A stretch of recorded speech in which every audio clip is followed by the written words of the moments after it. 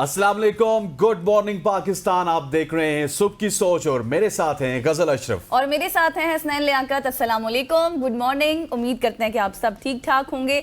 लेकिन कल बहुत ज्यादा सनसनीखेज मुकाबला हुआ है हसनैन, अफगानिस्तान वर्सेस इंग्लैंड। वैसे चैंपियंस ट्रॉफी का सबसे अच्छा मुकाबला हुआ है ना, बहुत जबरदस्त मुकाबला था। 325 रन का टारगेट दिया था इंग्लैंड को, लेकिन एक और बड़ी टीम को जो है वो बाहर कर दिया अफगानिस्तान ने सेमीफाइनल की दौड़ से। बिल्कुल ऐसे है गजल। 325 तो सबको याद है, 325 ही बनाया था उन्होंने, लेकिन ये याद नहीं सबको कि Afghanistan at one stage 9 overs में उनके 39 पे 3 खिलाड़ी आउट थे। फिर इब्राहिम जादरान की बात की जाए तो 177 रन उन्होंने बनाए। उमर ज़ई ने 5 विकेट्स लिए और अनफॉर्चुनेटली मुझे अगर इसको कंपेयर करना होगा पाकिस्तान की क्रिकेट से, जो कि पिछले 70 साल से चल भी रही है, फल फूल भी रही है, हमने वर्ल्ड कप जीते, हमारी क्रिकेट और अफगानिस्तान की क्रिकेट, मेरा ख्याल है कि उनकी क्रिकेट हमसे ज़्यादा ऊपर हो चुकी है, हमारी क्रिकेट बहुत नीचे जा चुकी है। जिस पैशन के साथ, जिस एनर्जी के साथ, जिस लगन के साथ अफगानिस्तान की टीम खेलती है, वो लगन, वो पैशन, वो एनर्जी पाकिस्तान की टीम में नज़र नहीं आती, और वो टैलेंट जो अफगानिस्तान के पास है अनफॉर्चुनेटली वो अब पाकिस्तान की टीम में हमें नजर नहीं आता। एग्जैक्टली ये बात तो आपने सही कही है कि पाकिस्तान में तो कोई टैलेंट, लेकिन कल शुएब जट साहब कहते हैं टैलेंट बहुत है, लेकिन उसको ग्रो उस तरह से नहीं किया उसको जाता, सामने नहीं लाते ना, नहीं लाया जाता। आप जब टैलेंट को सामने लाएंगे तो आपकी अपनी खत्म हो जाएंगी, दुकानें खत्म हो जाएंगी, फेवरेटिज्म इतनी है, फिर उसके बाद और भी बहुत से मसाइल हैं। अच्छा, मैंने सुना है कि नए कोचेस भी आ रहे हैं, कुछ नए कप्तान भी आ रहे हैं। नहीं, नया कप्तान आएगा और नया कोच आएगा। अच्छा, एग्जैक्टली। खबरें तो ये है कि बिल्कुल कोई तब्दीली नहीं हो रही, ठीक है, जिस तरह कल आकिब जावेद साहब कह रहे थे, लेकिन हमारे जरा ये कह रहे हैं, स्पेशली शुएब जट साहब की बात की जाए तो रात को उन्होंने इंकशाफ किया है हमारे शो में जी की सोच में कि अभी तक जो नाम चले, देखिए नाम चेंज भी हो सकते हैं, टॉकिंग टाउन जिस तरह फहीम अशरफ का नाम नहीं था, आउट ऑफ नोवेयर आ गया, तो अभी तक जो नाम चल रहे हैं उसमें शादाब खान के ससुर जी जनाब सकलेर मुश्ताक साहब, उनको एज ए हेड कोच आप देख सकते हैं। वो एक वर्ल्ड कप में भी हमारे हेड कोच थे, T20 वर्ल्ड कप में, जहां पे उन्होंने कहा था कुदरत का निज़ाम चलेगा, हम आगे जाएंगे, और अल्टीमेटली हमारी टीम सेमीफाइनल में पहुंच चुकी थी। सो अगर उनको वापस लाया जाएगा तो वो क्या तब्दीलियां लाएंगे, क्योंकि इन्हीं लड़कों के साथ वो ऑलरेडी सेटल भी हैं, और शादाब की भी वो बात करते हैं कि उनको भी वापस लाना चाहिए। और फिर सलमान अली आगा, जिनको हाल ही में नायब कप्तान बनाया गया था वाइट बॉल क्रिकेट का, उनके हवाले से खबरें आ रही हैं कि उनको टीम का कप्तान बनाया जाएगा। ये तो ऊपर लेवल की तब्दीलियां हैं। क्या जिन तब्दीलियों की हम बात कर रहे हैं गजल, बाबर आजम, मोहम्मद रिजवान, शाहीन शाह अफरीदी, हारिस रऊफ, नसीम शाह, ये तमाम तर वो लोग हैं जो पिछले 5-6 साल से सिस्टम का हिस्सा हैं। पाकिस्तान को कामयाबी नहीं मिल रही। भूल गए? शादाब तो है ही नहीं ना, अब निकल गए ना। उनको क्या कहते हैं, कुफ्र टूटा खुदा खुदा करके वापस आ सकते हैं वो, देखिए वो सकलेन मुश्ताक साहब आएंगे तो कहीं ना कहीं, मतलब आप ये कह रहे हैं कि अब ये दामादों वाली रिश्तेदारियां भी अब ज्यादा हैं, वो आ जाएंगे, लेकिन ये जो 5 नाम मैंने लिए हैं इनको भी बाहर निकलना चाहिए, और जो यंग गन्स हैं उनको हमें सपोर्ट भी करना चाहिए, और उनको आगे जाके पाकिस्तान की तरफ से मौका भी मिलना चाहिए। एग्जैक्टली। चलिए देखते हैं कि अब आपने जिस तरह रिश्तेदारियां मुझे बताई हैं दामादों की भी और बड़े बड़ों की, तो ये रिश्तेदारियां काम भी आएंगी या फिर नहीं, या फिर दोबारा से हमें यही सूरत हाल नजर आएगी। कुछ अच्छी अच्छी कहानी बातें भी हैं हमारे पास, कहानियां मैं कह रही थी, अच्छी स्टोरीज है मेरे पास। कहानी सुनो, एग्जैक्टली, ज़बानी सुनो। रावलपिंडी से हैं, फिर आगे चलकर आपको बताएंगे कि एसातिज़ा के हवाले से भी हमारे पास खबर है, जो टैक्स पहले उनके ऊपर लगा दिया गया था, फिर उसके बाद उनको छूट नहीं दी जा रही। सबसे पहले रावलपिंडी का रुख करते हैं और वहाँ पर आपको बताते हैं बहुत ज़बरदस्त इनिशिएटिव लिया गया है कि पहली अंडरग्राउंड केबलिंग वॉकिंग स्ट्रीट का इफ्तिताह कर दिया गया है, यानी कि अंडरग्राउंड तमाम तर केबलिंग सिस्टम को नस्ब किया गया है, और उस मनसूबे के ऊपर जितना खर्चा है वो 1.2 अरब रुपए की लागत से मुकम्मल हुआ, और मरी रोड से पुलिस स्टेशन रोड तक 1 किलोमीटर पर मुहित है, जहां आप ये कह लें कि नामवर ब्रांड्स के आउटलेट्स भी मौजूद हैं मरी रोड पर। तो आप वैसे ही जाते हैं, हमारा रोज आना जाना होता है वहां पर, हम देखते हैं। और इस स्ट्रीट में बिजली की तारें ज़ेरे ज़मीन कर दी गई हैं, नया सीवरेज सिस्टम भी, फुटपाथ, इसके साथ साथ बेंचेस, जदीद लाइटिंग, और फूड जो कैबिन्स हैं उनको भी नस्ब किया गया है। बैंक रोड को 4 पैदल चलने वालों के ब्लॉक्स में तकसीम किया गया है। ये पिक्चर्स इस वक्त आप देख सकते हैं, ये एग्जैक्टली उन्हीं जगहों की पिक्चर्स हैं जहाँ इलेक्ट्रिक गाड़ियाँ मुफ्त शटल सर्विस भी फराहम की जाएगी। और ये मंसूबा सदर के कारोबारी अगर मैं लिहाज से बात करूं तो काफ़ी ज़्यादा जो है वो खूबसूरत बनाया गया है इस सिलसिले को, तमाम तर इलाके को, उसकी खूबसूरती को ज़्यादा मेंटेन करने के लिए, और मुस्तकबिल में माल रोड के अहम चौराहों को भी ट्रैफिक सिग्नल फ्री बनाने का इरादा है। बिल्कुल ऐसे है। पंजाब गवर्नमेंट की जानिब से जितनी भी खबरें आती हैं वो काफ़ी हौसला अफजा होती हैं, और सदर के हवाले से इस तरह की खबर कि जहाँ पे आपको एक नया सदर मिलेगा, और सदर को तो भी वैसे ही बहुत ज़्यादा ग्रूम कर दिया गया, बहुत खूबसूरत बना दिया गया। एग्जैक्टली, तो और भी इसकी खूबसूरती में इजाफा हुआ, जिसके लिए 1 अरब बल्कि 1.2 एक अरब मेरे ख्याल 20 करोड़ पे वहाँ पे लगाया गया। आगे बढ़ते हुए आपको बताते हैं असातिज़ा के हवाले से। जो हम असातिज़ा होते हैं वो कौम के मामार भी होते हैं। Exactly. लेकिन असातिज़ा ने भी एक चीज़ को क्रिकेटर्स के साथ नत्थी कर दिया है, वो है टैक्स रिबेट। जिस तरह के क्रिकेटर्स को टैक्स रिबेट मिलता है उस तरह से असातिज़ा को क्यों नहीं मिलता। पाकिस्तानी जामियात के असातिज़ा की तंजीम federation of all Pakistan universities academic staff association ने हुकूमत से असातिज़ा और रिसर्चर्स के लिए 25% टैक्स रिबेट बहाल करने का मुतालबा किया है। फेडरेशन के सदर डॉक्टर अमजद अब्बास मुगल ने एफबीआर की जानिब से दिसंबर 2024 में दी गई छूट खत्म करने की मजम्मत की। उन्होंने कहा कि क्रिकेटर खिलाड़ी जो हैं, जो आईसीसी चैंपियंस ट्रॉफी 2025 के टैक्स इस्तिस्ना पर भी उन्होंने तनकीद की और असातिज़ा पिछले 1 माह से एहतजाज कर रहे हैं। अगर टैक्स रिलीफ बहाल ना किया गया तो मुल्की मुजाहिरों का इंतबाह कर दिया जाएगा। तो उनका कहने का मकसद ये है कि जो क्रिकेटर्स हैं उनको आप रिलीफ देते हैं, लेकिन जो कौम के मामार हैं उनको आप रिलीफ नहीं देते, तो खुदा का वास्ता है इसमें आप कुछ बेहतरी कीजिए। और आपको पता है ये बहुत अनफॉर्चुनेट सी बात है कि इससे पहले 1-2 महीनों से असातिज़ा एहतजाज कर रहे हैं इस हवाले से कि उनको रिलीफ दिया जाए। एफबीआर ने उनको रिलीफ नहीं दिया। मतलब आप क्रिकेटर्स को जो बार बार हार भी जाते हैं, कोई कारकर्दगी नहीं है, उनको आप टैक्स में रिलीफ दे देते हैं, लेकिन असातिज़ा या फिर जो तनख्वाहदार तबका है उनके ऊपर आप इनकम टैक्स लगाते हैं। नदामत भी कोई नहीं है। नदामत भी कोई क्रिकेटर्स को देखा है जब मैं गया वहाँ पे, साउथ अफ्रीका के कोच है यासिर अराफात साहब, उनसे मिलने, तो 1-2 क्रिकेटर्स पाकिस्तान के इस तरह जा रहे थे जिस तरह से उन्होंने चैंपियंस ट्रॉफी के फाइनल के लिए क्वालिफाई कर लिया। दे वर चिलिंग आउट, मतलब इजी हैं वो। ये गुस्सा सिर्फ आप में है, मुझ में है, अवाम में है। अवाम इनको इस वक्त बुरा भला कह रही है, या फिर जिन लोगों ने टिकट्स खरीदे हैं उनमें है। वो तो कह रहे हैं कि हमारे टिकट्स बिक जाएं। हाँ, वो तो बिल्कुल चिल प्रोग्राम है। कल जिस तरह से वो घूम फिर रहे थे, इस तरह लग रहा था कि ये चैंपियंस ट्रॉफी के फाइनल में पहुंच चुके हैं। बिल्कुल, लेकिन ये आप देखिए कि असातिज़ा के हवाले से बहुत ज़्यादा अपील्स भी दी गई हैं, लेकिन गवर्नमेंट इस चीज़ को एड्रेस नहीं करी। तो हम यही रिक्वेस्ट करेंगे कि असातिज़ा के साथ इस तरह का सलूक ना किया जाए, क्योंकि बहुत अरसे से वो एहतजाज कर रहे हैं। और जो सालाना यानी कि आप ये कहें कि जितनी भी उनको अब इंक्रीमेंट होगा सालाना वो टैक्स में चला जाएगा, तो इस हवाले से इकदाम तो होने चाहिए। आगे बढ़ते हैं, आगे बढ़े। और सिंध हुकूमत की किसानों के लिए बेनज़ीर हारी कार्ड स्कीम शुरू करने का फैसला किया गया। फाइनली किसानों के हवाले से भी अच्छी खबर आई गई। सिंध हुकूमत ने सूबे भर में किसानों के रजिस्ट्रेशन का आगाज भी कर दिया है ताकि उन्हें माली मुआवनत और सब्सिडी फराहम की जाए। और बेनज़ीर हारी कार्ड प्रोग्राम के तहत किसानों को ज़रूरी ज़रूरियात पर सब्सिडी, कुदरती आफात के दौरान माली इमदाद और आसान कर्जों की सहूलत भी दी जाएगी। और इस स्कीम के लिए सिंध हुकूमत ने 8 अरब रुपए भी मुख्तस किए हैं, जिससे 14 लाख से ज़ायद किसान मुस्तफ़ीद होंगे। 12.5 एकड़ ज़मीन रखने वाले किसान फी एकड़ आप ये कह लें कि 1000 से 2000 रुपए की माली इमदाद हासिल कर सकेंगे। और इस प्रोग्राम की ऑनलाइन रजिस्ट्रेशन भी शुरू कर दी गई है ताकि ज़्यादा से ज़्यादा किसान इससे फ़ायदा उठा सकें। बिल्कुल ऐसी है जिस तरह से आपने बताया, एक अच्छी खबर है, लेकिन जितनी अमाउंट आगे बताई गई थी वो अच्छी अमाउंट नहीं है। वहाँ पर आके मैं भी थोड़ी सी 1 एकड़ पे 1000 से 2000, मतलब you are joking, you are kidding. इसको थोड़ा सा बढ़ाया जाए। अच्छा, आगे बढ़ते हुए वक्त ज़ाया किए बगैर एक बहुत ही अच्छी खबर है जो मैंने आपको बतानी है। अच्छा। आपको बतानी है, पूरी दुनिया को बतानी है। बुशरा अंसारी को तो आप जानती होंगी। एग्जैक्टली, उनको कौन नहीं जानता, ये सवाल पैदा होता है। पाकिस्तान की लेजेंडरी अदाकारा बुशरा अंसारी को बरतानवी पार्लियामेंट ने एक पुरवकार तकरीब में स्टार ऑफ पाकिस्तान अवार्ड से नवाजा है। एजाज़ उन्हें MP यास्मीन कुरैशी ने दिया जो उस तकरीब की मेज़बान थी। बुशरा अंसारी पाकिस्तान की पहली खातून ड्रामा अदाकार हैं जिन्हें ये एजाज़ मिला है। उन्होंने इस मौके पर पाकिस्तानी ड्रामों की आलमी सतह पर पजीराई, सकाफती रवायात और उर्दू ज़ुबान के फ़रोग में अपने किरदार पर रोशनी डाली।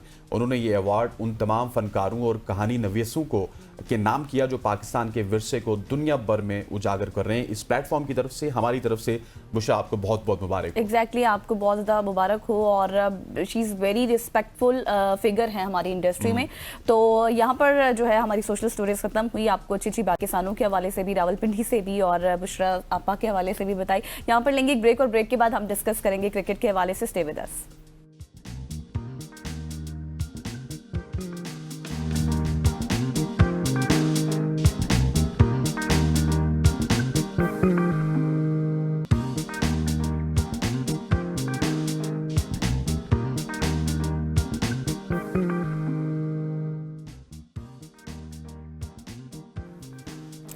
Welcome back after the break. और अब हम क्रिकेट के हवाले से बात करने वाले हैं, क्योंकि आज हमने स्टार्ट में इसीलिए कहा कि क्रिकेट की बात कर लें क्योंकि कुछ अच्छी खबरें हैं। आईसीसी चैंपियंस ट्रॉफी का मैदान गर्म है और इस बार हैरान कुन नताइज देखने को मिल रहे हैं। अफगानिस्तान ने एक नाकाबिले यकीन कारकर्दगी दिखाते हुए इंग्लैंड जैसी बड़ी टीम को शिकस्त दी है। और अब ये सवाल है कि क्या हम एक नई क्रिकेट ताकत को उभरते हुए देख रहे हैं, और इसके अलावा क्या पाकिस्तान क्रिकेट में सिलेक्शन कमेटी तब्दील होने जा रही है। ये खबर थी जो मैं आपको कह रही थी कि कुछ अच्छी खबरें हैं। क्या टीम की हालिया कारकर्दगी जिम्मेदारी के इस खास पास खिलाड़ी या ऑफिशियल्स पर डाली जाएगी, या फिर सबसे बड़ा सवाल मैं आपको ये कहूँ कि ये होगा कि क्या बाबर आजम, रिजवान और शाहीन की जगह खतरे में है या फिर नहीं। साथ ही मोहसिन नकवी के इस्तीफे की अफवाहें भी काफ़ी ज़्यादा जो है हम देख रहे हैं हल्कों में गर्दिश कर रही हैं। आखिर कुर्बानी का बकरा बनेगा कौन? इन तमाम तर सवालात पर आज हम तफसीली गुफ्तगू करेंगे। बिल्कुल, इन्हीं पर गुफ्तगू करने के लिए हमारे साथ मौजूद हैं क्रिकेट एक्सपर्ट जनाब Ali Tabir. Thank you so much for joining अस। सबसे पहले तो मैं अफगानिस्तान वाले मैच की बात करना चाहूँगा। कल एक सनसनीखेज मुकाबला, हमने चैंपियंस ट्रॉफी का अगर पहला सनसनीखेज मुकाबला है इंग्लैंड ऑस्ट्रेलिया के बाद, तो ये दुरुस्त होगा कहना। और वो सनसनीखेज मुकाबला आया अफगानिस्तान और इंग्लैंड के माबेन, जहाँ पे 39 पे 3 आउट हैं। उसके बाद रिकवरी हुई, 325 पे पहुंचे, फिर रूट की जानिब से सेंचुरी, इब्राहिम ज़ादरान की 177 रन। कल के मैच को किस तरह से एनालाइज करते हैं? और ये मेरा ख्याल है कि हमारी क्रिकेट पे, हमारे क्रिकेटर्स पे तो एक तमाचा ही है। देखिए, thank you first of all. दूसरी बात ये कि अफगानिस्तान ने कल जिस तरह क्रिकेट खेली, आपको देखना चाहिए कि वो जितने अरसे से बड़ी बड़ी टीमों को हराते आया, तो 23 वर्ल्ड कप में इंग्लैंड को हराया था उन्होंने, हमें भी हराया था उन्होंने, और मल्टीपल मैचेस हमें हरा चुके थे। और प्रॉपरली आपको ये अब अफगानिस्तान ने बता दिया है कि they are a force to be reckoned with, कि उनको कोई हल्का ना ले। हम जैसे पहले छोटी टीमों को साइडलाइन करते थे, कह इससे तो हार ही जाएंगे, इससे तो ये हो जाएगा, इससे तो जीत ही जाएगा match. It's not the case any more. अब आपको जो है ना प्रॉपर स्ट्रेटेजी के साथ जो है ना ऐसी टीमों के साथ उतरना पड़ता है, जहाँ पे England were found lacking last night, के आखिरी 10 ओवरों में 110 रन उन्होंने खाए हैं अफगानिस्तान से, और वही उनकी हार का बायस बने हैं। और आप देखें कि अफगानिस्तान जिस तरह खेली है, जैसे उन्होंने पेश किया, खासतौर पे ज़ादरान की इनिंग्स, चैंपियंस ट्रॉफी का रिकॉर्ड बना दिया उन्होंने, highest ever individual score champions trophy का उन्होंने बना दिया है। और उसके साथ साथ आपको ये सीख मिलती है कि अगर जॉस बटलर से सवाल किया जा रहा है कि अब आपको क्या लगता है कि आपकी कैप्टनसी खतरे में है, तो उनका बड़ा सिंपल सा आंसर था कि मैं कुछ अभी इमोशनल बात नहीं करना चाहूंगा, लेकिन हमें आई थिंक हर चीज के बारे में, हर पॉसिबिलिटी के बारे में सोचना पड़ेगा। विच मीन्स कि उनको भी पता है कि यार ऐसी एग्जिट के बाद उनकी कप्तानी जो है वो बिल्कुल खतरे में है, और बिल्कुल जो है ना वो शायद नहीं रहेंगे इंग्लैंड के कैप्टन एनीमोर। यही बात मैं आपकी शायद ट्रांसमिशन में भी कह रहा था एक दो रातें पहले, कि ऐसी एग्जिट के बाद मैं कप्तान होता तो मैं तो थैंक यू कर देता टीम को कि भाई मुझसे नहीं हो पा रहा। तो उनकी डेफिनेटली, जो अभी आपने ओपनिंग में बोला कि उनकी स्पॉट्स खतरे में है, बिल्कुल खतरे में है।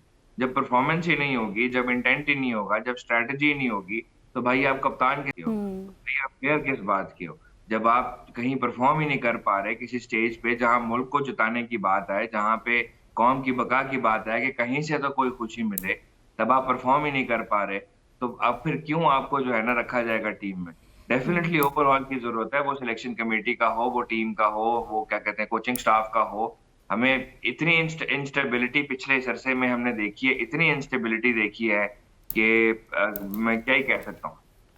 बिल्कुल आपने ठीक कहा, इंस्टेबिलिटी तो बहुत ज़्यादा है। लेकिन अगर आपको पता है कि मैं कल कुछ एक्सपर्ट को सुन रही थी अली, वो कुछ तो यही कह रहे थे कि अफगानिस्तान इतनी ढीली टीम नहीं है, और कुछ ये कह रहे थे काफ़ी स्ट्रांग है। तो बात वही है कि अफगानिस्तान क्रिकेट चले तो चांद तक, ना चले तो शाम तक। इंग्लैंड के ऊपर भी काफ़ी बातें हो रही हैं उनकी हार के बाद।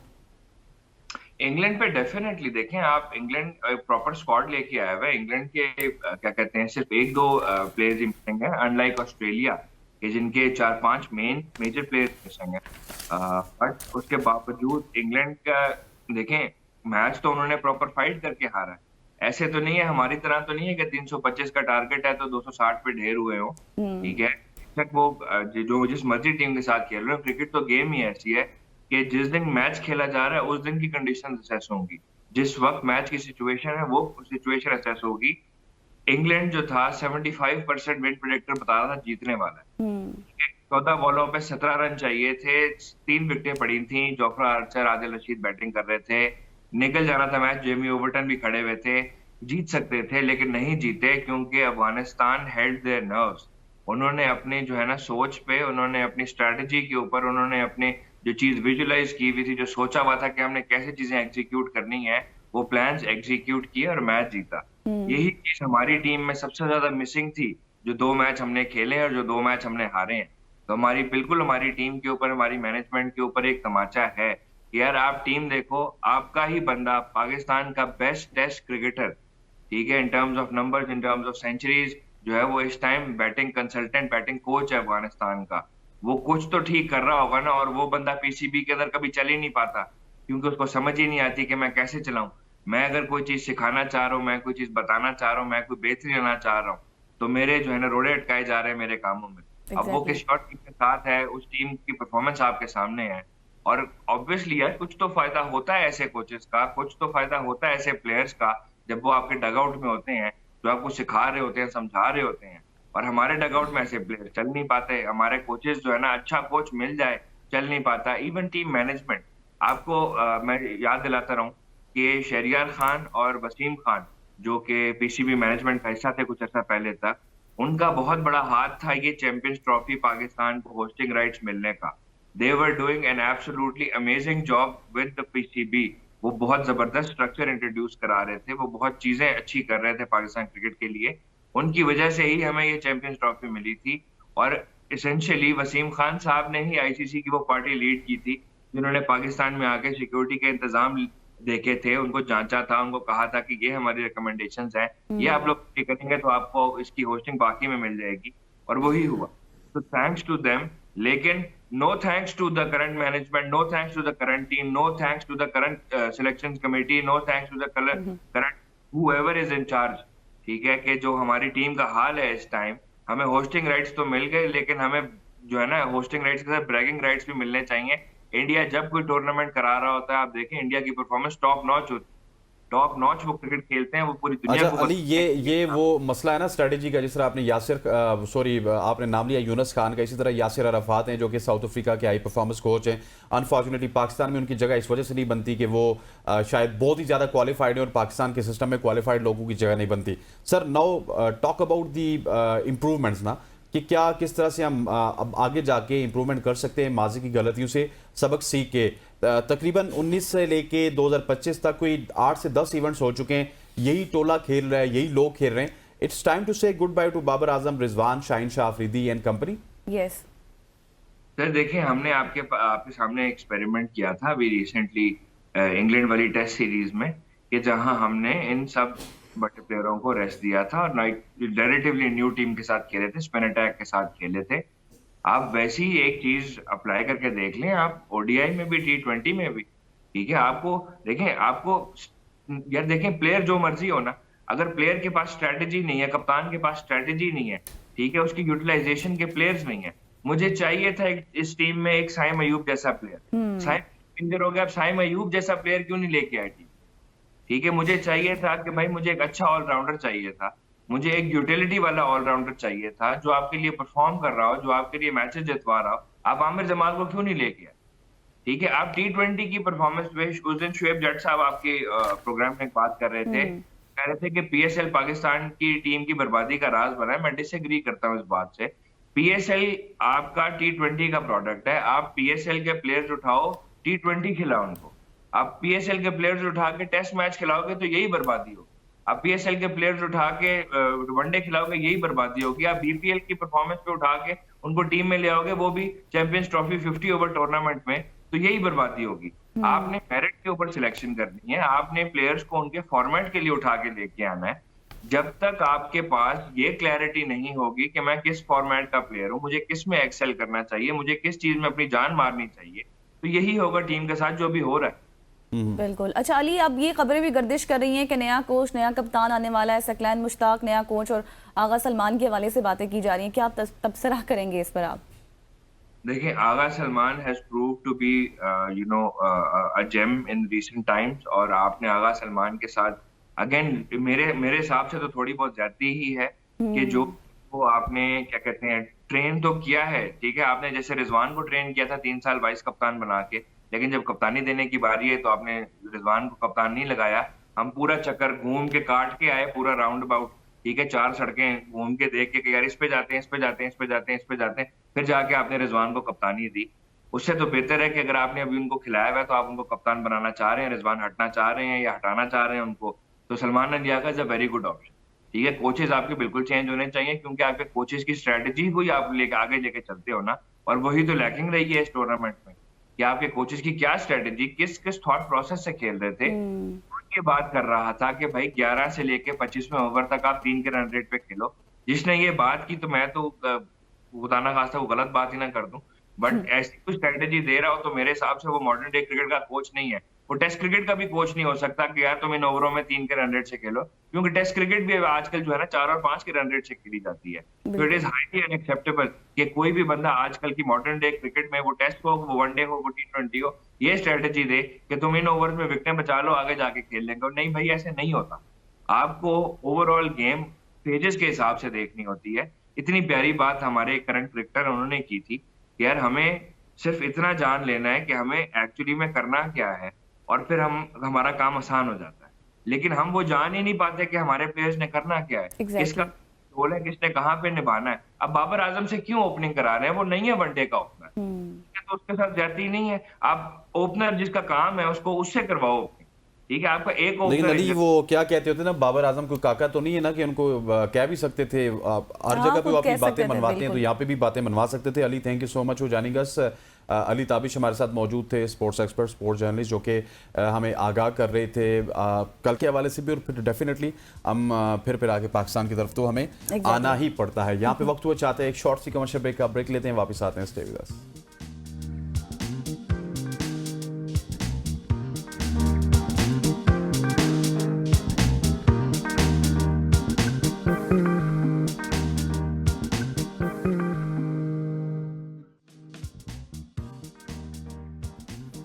Welcome back. पाकिस्तान तहरीक इंसाफ की बात करेंगे, मुल्क की सियासत की बात करेंगे, जिनके रहनुमाओं के बयानात, जेल में बानी पीटीआई के हालात और पार्टी के जो अंदरूनी फैसले हैं, और अगर इसको क्रिकेट से लेकर पार्लियामेंट तक के हर मामले पर नज़र दौड़ाई जाए तो वहाँ पे आपको पीटीआई का एक मौक़िफ़ नज़र आता है जो कि डिफरेंट होता है। बल्कि अभी जो चैंपियंस ट्रॉफी थी उसके ऊपर भी आपने देखा कि पाकिस्तान तहरीक इंसाफ की जानिब से जो पाकिस्तान क्रिकेट टीम की कारकर्दगी थी उसके ऊपर काफ़ी ज़्यादा सवालात उठाए गए। और इन तमाम तर चीज़ों के ऊपर आज बात करने के लिए हमारे साथ कौन मौजूद है? हमारे साथ एज यूजुअल हमारे साथ मौजूद है बहुत ही ज़बरदस्त गेस्ट फैसल चौधरी साहब।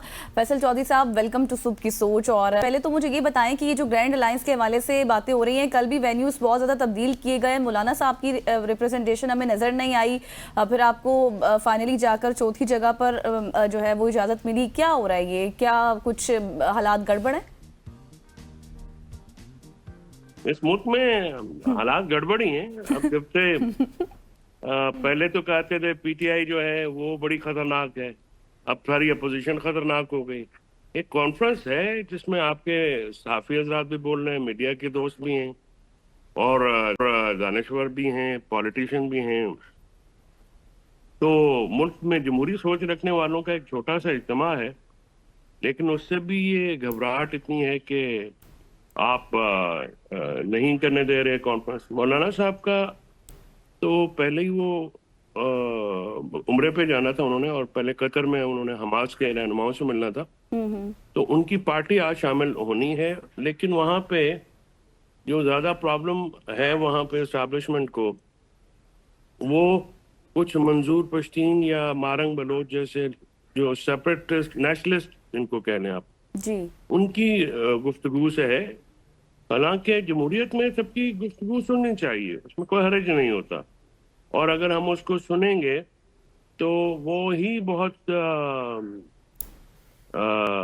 जमहूरियत का हुस्न ही इसमें होता है। मुख्तलिफ आरा होती हैं, मुख्तलिफ जो हैं वो सुननी चाहिए, उसमें बैठना चाहिए। आरा को दलील के साथ रिजेक्ट करना ही एक जमहूरी अमल होता है। बिल्कुल। तो मैं समझने से कासिर हूँ कि ये हुकूमत इतनी छोटी छोटी बातों से क्यों घबरा जाती है। इसलिए आप देखें ना कि पहले तो सिर्फ पाकिस्तान तहरीक इंसाफ पे इल्जाम धरा जाता था, बिल्कुल, कि ये आप सिर्फ, अब ये सारे यकसू होकर बात कर रहे हैं। तो जब ये सारे इकट्ठे होकर भी बात कर रहे हैं तो आप बात नहीं करने दे रहे, तो इसका मतलब है कि फिर मुल्क में एक अथॉरिटेरियन रजीम है, डेमोक्रेटिक रजीम तो नहीं। अच्छा फैसल साहब, धरने आप करते थे, उसकी समझ आती थी, कंटेनर्स लगा के बंद करते थे, चले जी आपने रेड जोन में जाना है, या कोई उसमें इस तरह की चीजें होती थी कि जहां पे आपका जो मॉब है वो किसी तरह भी जा सकता था? कि धरने में और मीटिंग में तो बहुत ज्यादा फर्क है, मीटिंग भी नहीं करने दी जा रही, इसके पीछे क्या मुहर्रिकात हैं? उसकी वजह एक ही है ना जी, देखिए जो अवामी तायद से हुकूमतें नहीं आती हैं वो पुरएतमाद हुकूमतें नहीं होती, तो ये हुकूमत पुरएतमाद नहीं है क्योंकि अवामी तायद हासिल नहीं है। तो ये छोटी छोटी बातों से घबरा जाते हैं और समझते हैं कि इन चीज़ों से जो है इनको कोई नुकसान पहुंचेगा। हालांकि एक कॉन्फ्रेंस से, एक मीटिंग से कुछ भी नहीं होने वाला। लोगों की आवाज है, आनी चाहिए। आपको सियासत में मुखालफाना राय जो है वो सुननी चाहिए। इसको रेजिमेंटेशन ऑफ डेमोक्रेसी नहीं होती कहीं भी। और democracy is all about different opinions, जो कि आप सुनते हैं। आपकी मुखालफाना राय भी होती है, उसको भी सुनते हैं और उसको रिकग्नाइज करते हैं, और यही एक बात है। तो इसके पीछे आपको एक घबराहट जो हुकूमत की है वो नजर आती है। वल्नरेबिलिटी है, बहुत वल्नरेबल हैं ये हुकूमत, और इसलिए इस हुकूमत के पांव जो हैं बुनियाद मजबूत नहीं है। सियासी तौर पर आप देखिए कि अभी लोग इकट्ठे करके 2-3 तकरीबात की गई, सिर्फ ये दिखाने के लिए लोग हमारे साथ हैं। सरकार जो है वो तो तकरीबात नहीं करती, जलसे जुलूस तो अपोजिशन करती है। इससे भी आपकी घबराहट इनको नजर आती है। तो अब क्योंकि पूरी अपोजिशन यकजा हो के इमरान खान साहब की आवाज में ला रहे हैं, और वो जो उन्होंने एक अलामिया भी, मुतफिका अलामिया आया कि ये गैर नुमाइंदा हुकूमत है और उसके मुस्ताफ़ी हो जाएं, और इस मुल्क में जो आगे वे फॉरवर्ड है वो एक आज़ादाना इलेक्शन है, एक आज़ादाना शफाफ इलेक्शन है, आज़ादाना इलेक्शन कमीशन के नीचे। इस मुतालबे से घबराहट नहीं होनी चाहिए। ये मुतालबा जो है ऐन जमहूरी है, आइनी है। मुल्क में जमहूरियत को बहाल करना चाहिए, आइन की बहाली ज़रूरी है, रूल ऑफ लॉ की बहाली ज़रूरी है, ह्यूमन राइट वायलेशन को रोकना ज़रूरी है, जिसके लिए आज़ाद मीडिया चाहिए। मीडिया को गैग किया गया है, पैका लॉज लाए गए हैं सोशल मीडिया को कंट्रोल करने के लिए। तो एक फैशिज्म जो है ना, स्टेट फैशिज्म, वो नज़र आता है, और यही इसके पीछे एक वजूहात है। अच्छा फैसल साहब, इससे पहले आप मौलाना के हवाले से बात कर रहे थे। कुछ हलकों में ये खबरें चल रही हैं कि शायद कुछ तहफ़्फ़ुज़ात थे जो आप लोग नहीं दूर कर सके मौलाना साहब के।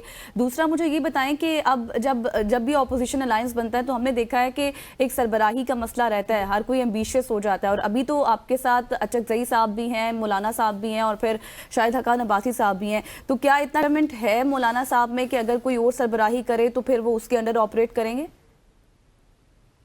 देखिए, जहाँ तक तो ये बात, हमारे तहफ़्फ़ुज़ात तो डेफिनेटली हैं, इसमें कोई शक की बात है। बहुत ज़्यादा खलीज थी JUI और PTI की सियासत में आपस में, लेकिन वो खलीज बहुत हद तक कम हुई है। लेकिन जाहिर है, आप समझें कि पहले खलीज थी तो अब कोई वो दरिया तक आ गए हैं, तो ब्रिज तो बनने हैं। वो तहफ़्फ़ुज़ात इत्तेहादों की सियासत में नई बात नहीं होती। वो हम उनके भी हैं और हमारे भी हैं, और वो बाहम मिलके हम उन पे काम कर रहे हैं। वो जल्द हल होते हुए आपको नजर आएंगे। जहां तक सरबराही की बात है, देखिए ये इमरान खान साहब तो है नहीं, तो हमारे लिए तो उसकी जिद करना मुनासिब बात नहीं होगी, माय पर्सनल ओपिनियन। अब वो भी इत्तेहाद का इंटरनल मामला है कि वो मौलाना साहब जो हैं, क्योंकि वो एक तजर्बाकार भी हैं, वो सियासी लिहाज से भी पाकिस्तान तहरीक इंसाफ के बाद वो ही ज्यादा अपना नंबर रखते हैं। तो ये इंटरनल मामलात हैं, ये कोई इतने आप कहें कि ऐसे मामलात नहीं हैं जिनके ऊपर कोई यकसानियत नहीं हो सकती या कोई बंदा जो है एग्रीमेंट नहीं हो सकता। वो हो जाएगा, कोई इतना बड़ी बात नहीं है। मुख्तलिफ पार्टियां हैं, मुख्तलिफ मंशूर हैं, मुख्तलिफ मिजाज हैं, मुख्तलिफ जगह पे पॉलिटिक्स करती हैं, मुख्तलिफ रंग की पॉलिटिक्स करते हैं। तो इत्तेहादों की पॉलिटिक्स में ये करीब आने में थोड़ा सा वक्त लगता है, इसलिए रमजान के बाद की डेट रखी गई है ना। रमजान के दौरान सहरियां अफ्तारियां होंगी, काम ठीक हो जाएगा। लेकिन फैसल साहब, जो गजल का पॉइंट था ना, वो एक तरह से वैलिड भी था कि आप जब इत्तेहादियों के साथ चलते हैं तो सारों की सुननी पड़ती है आपको ना। तो आपको पता है खान साहब में बाज़-औक़ात इस तरह की वो जो है ना चीजें नहीं करते, वो तो अपनी बात पे कायम रहते हैं। देखिए, उसमें 3 है ना, हमारे जो नुकात हैं इत्तेहाद से मुतालिक, वो नहीं है जो हुकूमत से बातचीत के दौरान थे। हमारे 3 नुकात हैं, जमहूरियत की बहाली है, रूल ऑफ लॉ की हुक्मरानी है, ह्यूमन राइट की वायलेशन है, जो कि जाहिर है आज़ाद अदलिया और आज़ाद मीडिया के बगैर पूरा नहीं हो सकता। हुकूमत के साथ जब हम बातचीत कर रहे थे तो तब हमारे 2 मुतालबात थे, जुडिशल कमीशन और हमारे कैदियों की रिहाई, जो सियासी कैदी हैं उनके मुकदमात। इस इत्तेहाद में ऐसी कोई पर्सनल स्पेसिफिक या पार्टी स्पेसिफिक बात नहीं, लिहाजा हमारा उनके साथ एक नेचुरल अलायंस इस बात पे बनता है। और हम देखिए, इत्तेहाद होता है बेयर मिनिमम कंसेंसस, बल्कि डेमोक्रेसी भी इस तरह से होती है कि आप कम से कम जिन बातों पे एग्री कर सकें। तो ये वो बातें हैं, 3 नुकात ऐसे हैं जिसमें किसी भी पार्टी को कोई तहफ़्फ़ुज़ात नहीं हो। तो ये बात आज की जो कॉन्फ्रेंस है ये भी इसी एक सिलसिले की कड़ी है, मुझे जमातों को करीब लाने की, मुख्तलिफ वकला को, सहाफ़ियों को, स्टूडेंट्स को, किसानों को, ट्रेडर्स को करीब लाने की कोशिश है। तो ये कोशिश जो आपको अब देखेंगे बारावर साबित होगी।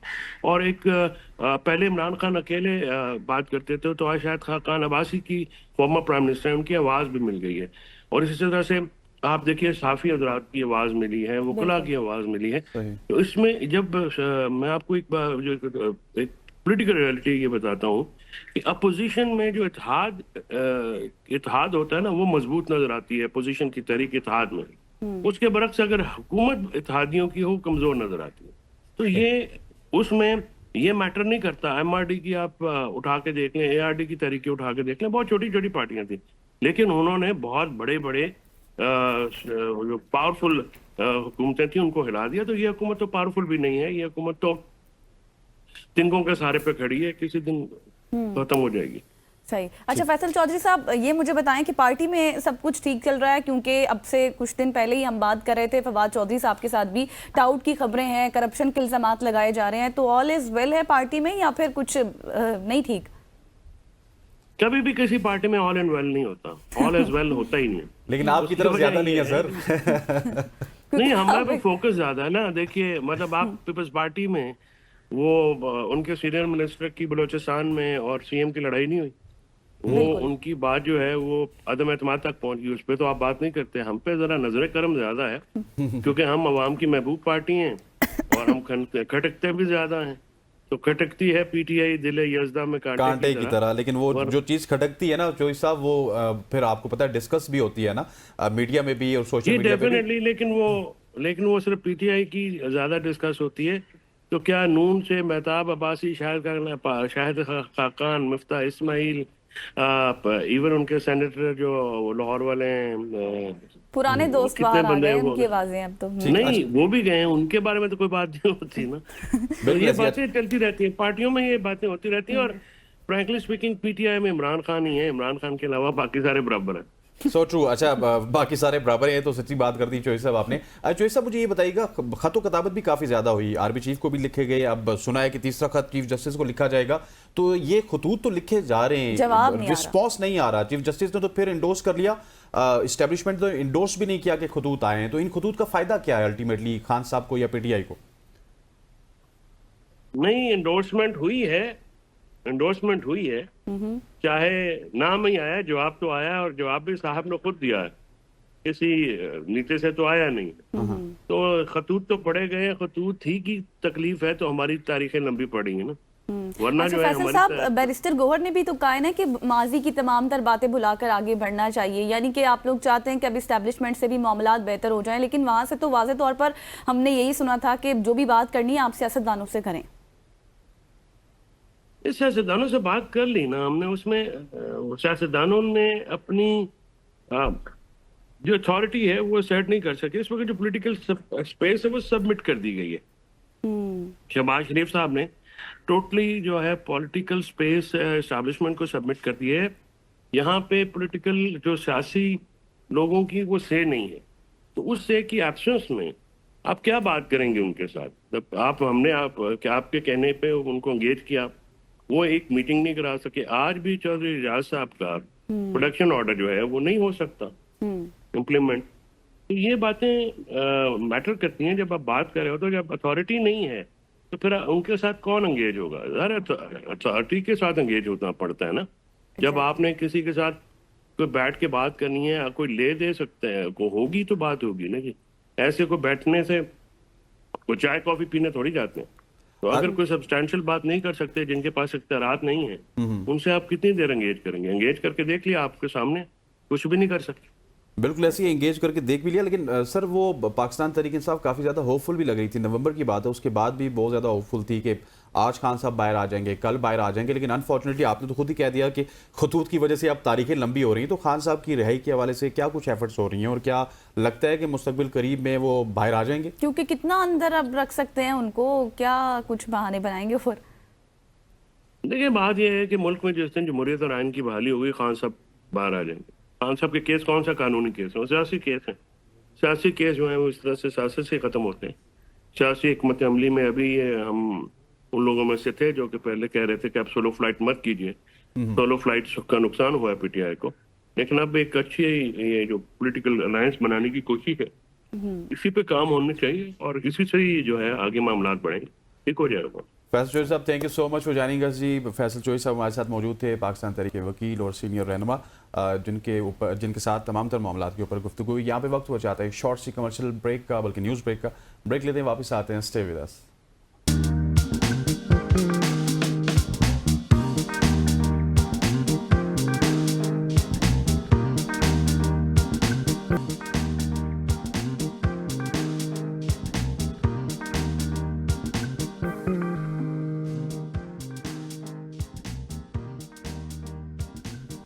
वेलकम बैक ख़वातीन वज़ात। आज हम डिजिटल दौर में बैठे हुए हैं। डिजिटल दौर में सोशल मीडिया सिर्फ तफरी का ज़रिया नहीं बल्कि एक ताकतवर प्लेटफार्म बन चुका है, जहाँ पे इन्फ्लुएंसर्स ना सिर्फ अपने ख़यालात का इज़हार करते हैं बल्कि एक नई नस्ल को मुतासिर भी करते हैं। आज हम एक ऐसे ही इन्फ्लुएंसर से आपकी मुलाकात करवाएंगे जो कि ना सिर्फ एक इन्फ्लुएंसर हैं, इससे पहले ये डिफरेंट शोबे में काम भी कर चुके हैं, आर्टिस्ट भी हैं और अपनी एक ख़ास पहचान इन्होंने बनाई। और हम बात कर रहे हैं हंजला लाशारी की, जो अपने मुनफरिद कंटेंट और तख्लीकी सलाहियतों की वजह से नौजवानों में बेहद मकबूल हैं। तो आइए उन्हीं से जानते हैं उनका सोशल मीडिया का सफ़र कब कैसे स्टार्ट हुआ और क्या अब इस सफ़र को एंजॉय भी कर रहे हैं। एग्जैक्टली हंसला हमारे साथ आज इन स्टूडियो मौजूद है। Hansla, good to have see you here.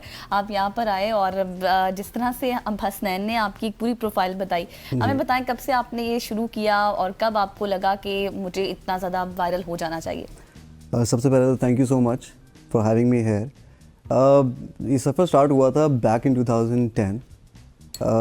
I was जैसे आप कहते हैं कि सारे जितने भी यंगस्टर्स होते हैं और उन सबका एक पैशन होता है। I believe everybody has an artist in them.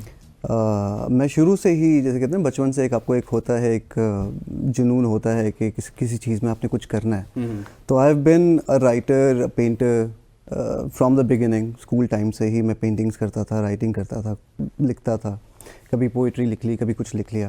तो वो शुरू से एक आर्टिस्ट अंदर था। खैर I graduated as a marketer, post graduate marketing, MBA marketing किया। उसके बाद हम नौकरी पेशा हो गए। I worked in corporate for 17 years और काफ़ी अच्छी पोस्ट के ऊपर as a head of departments and all that. पैसा बहुत था पैसे का कोई प्रॉब्लम नहीं था, बट वो जो एक सेटिस्फैक्शन होती है ना फ्रॉम द इनसाइड के यार ये करके मज़ा आया, वो चीज़ मिसिंग थी। That element of satisfaction was not there. And जैसे आप कहते हैं ना व्हेन आप अपना कथारसिस करते हैं, आप देखते हैं, खुद को परखते हैं कि यार क्या चीज़ मिसिंग है, what am I missing in life. वो चीज़ का रियलाइजेशन मुझे आया कोविड में। अच्छा। आई स्टार्टेड माई ये साथ जैसे आप कहते हैं ना एज अ हॉबी, एक्टिंग कर ली। जैसे प्लेटफॉर्म्स हैं, टिकटॉक है या उस वक्त वो होता था डब स्मैश के नाम से। तो वो एक प्लेटफॉर्म मिला हुआ था and you had your phone in your hand, तो आपने एक वीडियो बना ली, इस तरह कर लिया, साथ साथ चलता रहता था। मैं वायरल हुआ कोविड में एक फ़नी कंटेंट से। वो अच्छा उसमें एक्टिंग स्किल्स लोगों को नज़र है। तो अब प्लेटफॉर्म इस तरह के हैं कि वो आपको दुनिया के सामने शोकेस करने को आपको मौका मिल जाता है। खैर आई गॉट वायरल, मेरा एक फ़नी वीडियो वायरल हुआ एंड आई स्टार्टेड वर्किंग। मैंने कहा कि अच्छा ठीक है अब ये हो रहा है। सिंस मैंने वो मार्केटिंग और वो पढ़ी हुई थी तो आई न्यू कि हाउ टू कैश इट। अपनी चीज़ को आपको एक अपॉर्चुनिटी मिली है तो आप उसको बेचना कैसे। तो वो आई स्टार्टेड यूजिंग माई दो स्किल्स जो मैंने कॉर्पोरेट में सीखे हुए थे। तो I started working on that और करते करते करते फिर हम यहाँ आ गए कि हमने बहुत सारे प्रोजेक्ट्स भी साथ कर लिए और अभी ज़बरदस्त। अच्छा हंजला, आप क्योंकि बहुत बड़ी लेवल पे भी रहे, मार्केटिंग से आपका ताल्लुक था, लेकिन इनर सेटिस्फेक्शन नहीं थी। सो पैशन को प्रोफेशन बनाने में मतलब कोविड का ही सबसे बड़ा रोल था या फिर उससे पहले भी आपने सोच लिया था यार कि एक टाइम ऐसा आएगा कि मैं इस तरफ आ जाऊंगा और वो सारी चीज़ें छोड़ दूंगा? बिल्कुल। ये चीज़ आपने, ये पॉइंट मेरे जहन में हमेशा से था। एक वो कहते हैं ना अनसेड आइडिया जिसे आप कहते हैं, इम्प्लीमेंट नहीं किया।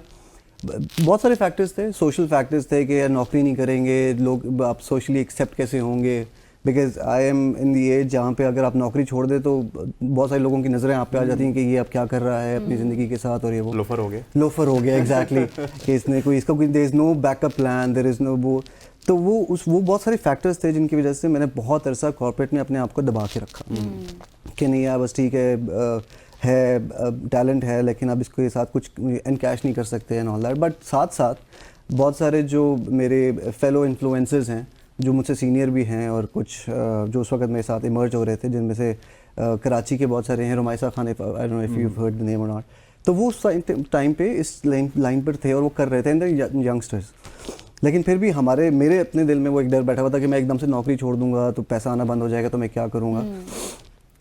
बट कोविड का ये हुआ कि कोविड में वो चीज़ ऑटोमेटिकली बंद हो गई, बहुत सारी नौकरियां लोगों की चली गई, बहुत सारे कॉर्पोरेट में ले ऑफ्स हुए, तो वो वाला फैक्टर ऑटोमेटिकली चला गया कि पैसा कहाँ से आएगा।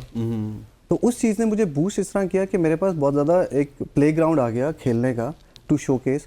जब मैंने वो शोकेस किया तो मैंने कहा कि पैसे ना होने से भी कोई ज़्यादा फ़र्क नहीं पड़ा ज़िंदगी में, कि अगर नहीं भी होंगे तो भूखे मर जाएंगे या कुछ ऐसा।